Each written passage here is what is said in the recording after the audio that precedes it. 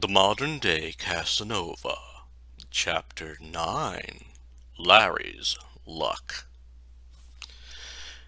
It is a common myth held by many people around the world that those who go to the casino strike it rich.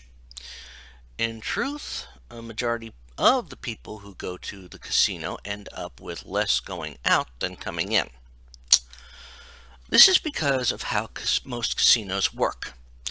They are designed to part fools from their money. First off, the games of chance at a casino are rigged in favor of the house. Roulette, especially in the United States of America, is rigged with extra spaces on the wheel, but those spaces offer the same odds as the regular numbered spaces. Slot machines have a special mechanism in them to decrease the odds of big payouts. Some casinos also offer free drinks to players, since an inebriated mind makes bad choices. Second of all, casinos are always on the lookout for people who are cheating. They have cameras all over the place, as well as special security personnel that watch for those who cheat.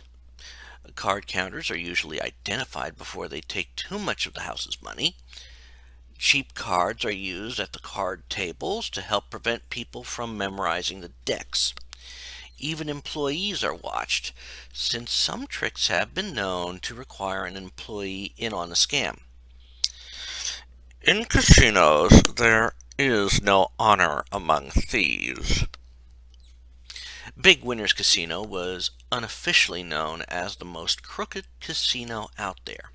The owner, Julius Big, made sure that the only ones cheating were helping the house. To that end, the casual goers to his casino only got access to the video machines.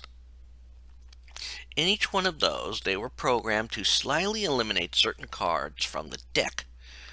No one could ever attain a royal flush in the video poker machines unless certain conditions were met. These conditions usually included things like a presidential pardon, a mass service done by someone higher than an archbishop, a planetary alignment involving 6 planets, and at least one supernova. Someone hitting big in Big Winners Casino is only allowed by Julius if he is certain he will be collecting every dollar of that jackpot. Larry was aware of none of this as the cab stopped outside the casino.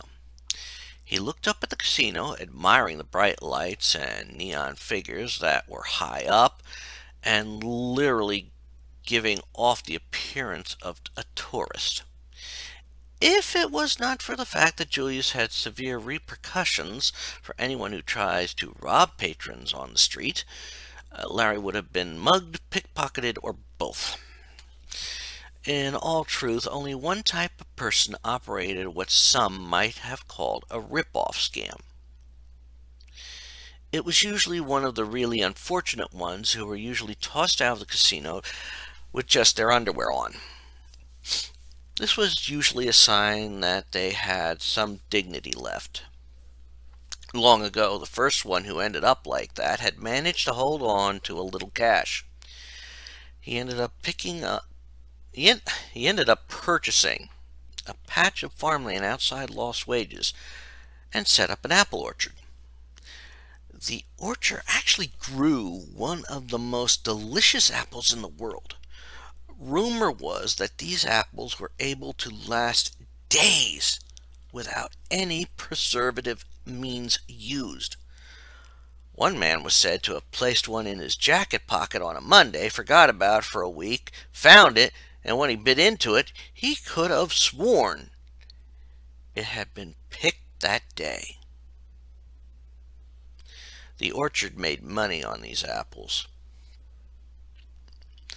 What also helped this was the fact that they had a great gimmick for selling to tourists. One member of the orchard workers would walk into Lost Wages in a specially made barrel. This barrel was equipped with a crisper that held 3 to 4 apples. They would then stand outside the casino selling the apples for $10 an apple.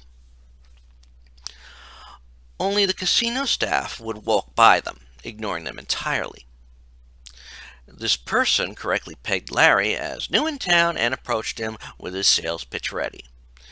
Like any other person in a town looking for an easy mark, his sales pitch was custom made for maximum success.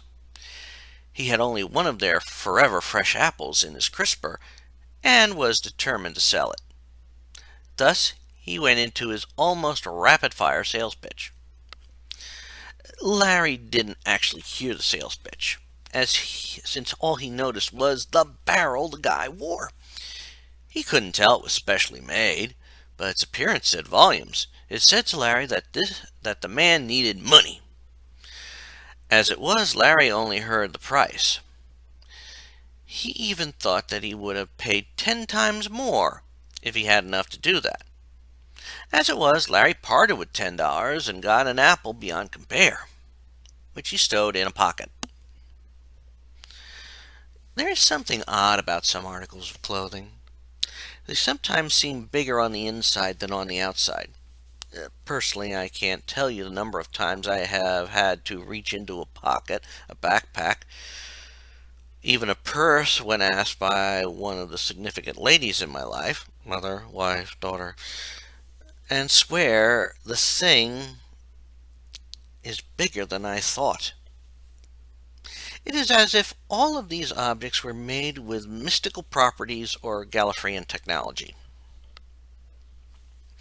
Once Larry had the apple in his pocket, the man in the barrel headed off.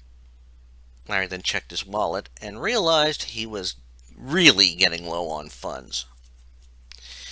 He took the time to check the rest of the block from his vantage point, taking note of another common sight in gambling cities, the Quickie Wedding Chapel.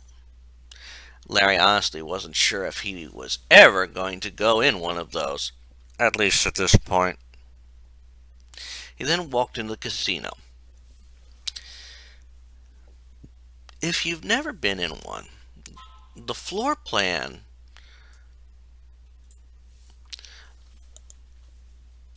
of a casino, a floor plan of the casino is designed to expose patrons to the games right away. It is also designed to minimize all signs of time passage. Julius Big, who owned this casino as well as almost every other place in Lost Wages, also employed select people to pose as patrons. They were always stationed at machines that would pay out more often than the other machines, and always paid out in amounts that would match what was put in. This is normally illegal, but many places have employed shills.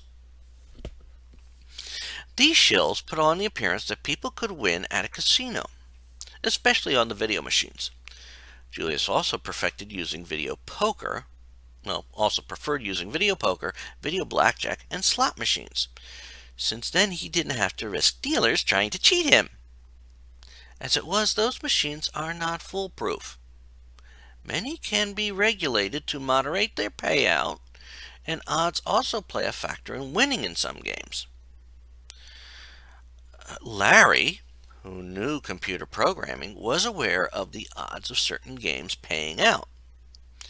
He had played his fair share of video poker games, but he was too worried about getting caught by his mother to play video strip poker. So he made his way over to the video blackjack machines. While payouts are usually 1-to-1, with blackjacks paying 3-to-2, it would take either a long time of gradually increasing bets to build up a large amount, or a good amount of luck. In the pre-internet days, computer programmers had a secret underground network, and one day a disgruntled group of video casino game programmers, who had gotten cheated out of their rightful due, shared the secret on how to win big. The trick had to be pulled off as the deal button was hit and required a quick sequence of button pushes that involved several buttons. The identity of which I can't divulge at this point due to a rather insistent gentleman with a Chicago typewriter being with me, and he doesn't mind me saying all this at this point at all. Before the last card is dealt. The trick seems to activate code that makes the dealer always lose. Those who know this trick have used it sparingly so they don't get caught.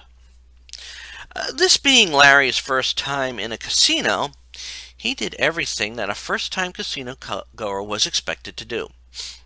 He felt he was going to win big and put all his remaining money into the machine. He then bet everything and hit the deal button. Once he did that,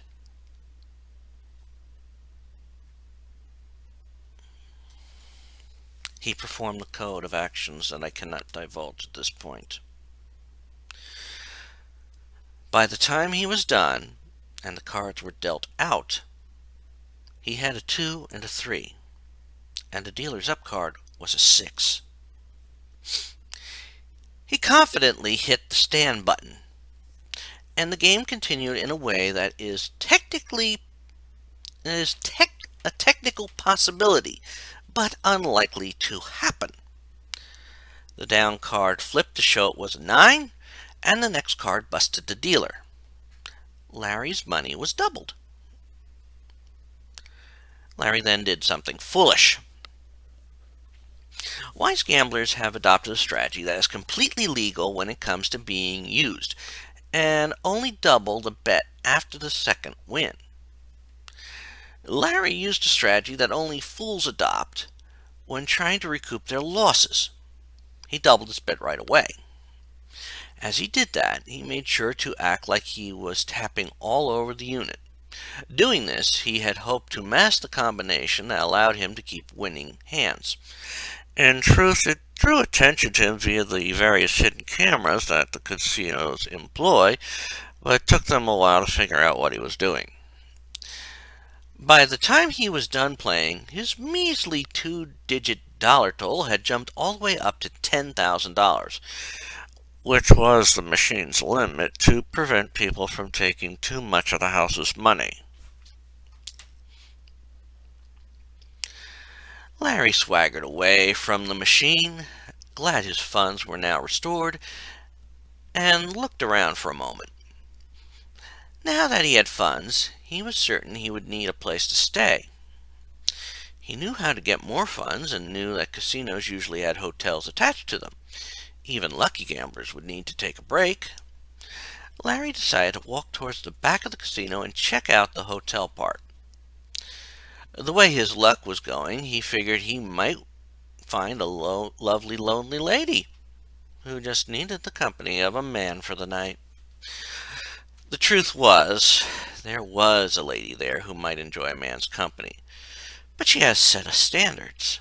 If a guy were to find his way up to her with something to give her that fit with her name, she would deem him worthy of her company, and might even let him stay in her suite after she left. Larry didn't know it at this point, but that was going to be him. "I feel sorry for her.